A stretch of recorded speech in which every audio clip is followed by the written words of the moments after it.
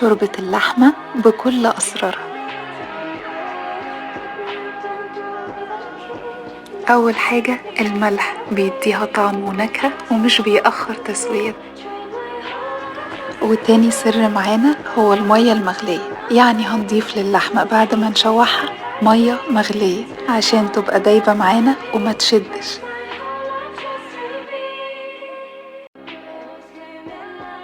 هنعملها ازاي بقى؟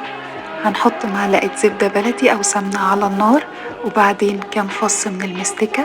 أول ما هيسيحوا هنضيف مكعبات اللحم ورشة صغيرة قوي من الفلفل الأسمر، ونشوح اللحم من كل الجوانب. وبعدين هنضيف لها المية اللي غليناها مع بعض سخنة بتغلي. أول ما هتاخد غلوة هنبتدي نشيل الريم من على الوش ونخليها صافية وشفافة جدا. أول ما تغلي تاني هنضيف عودين من الكرفس وشوية ملح.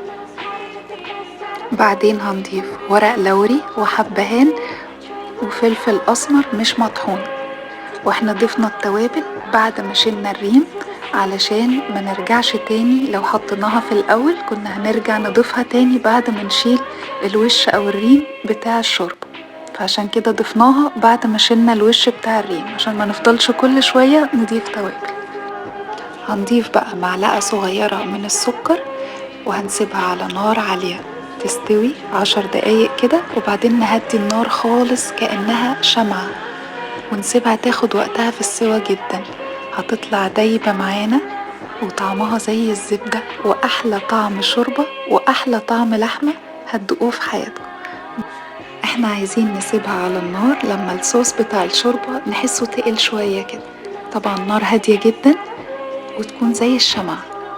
يعني عايزين اللحمة تطلع معانا دايبة والصوص بتاع الشوربة مش تقيل قوي، بس يعني سمكه بقى أزيد شوية، مش الشوربة اللي زي المية دي. احفظوا الفيديو ده عندكم كويس واعتمدوا الطريقة، وهستنى تعليقاتكم وتقولولي رأيكم ايه. تابعونا دايما على طعمها ايه، لسه عندنا وصفات حلوة كتيرة ليكم.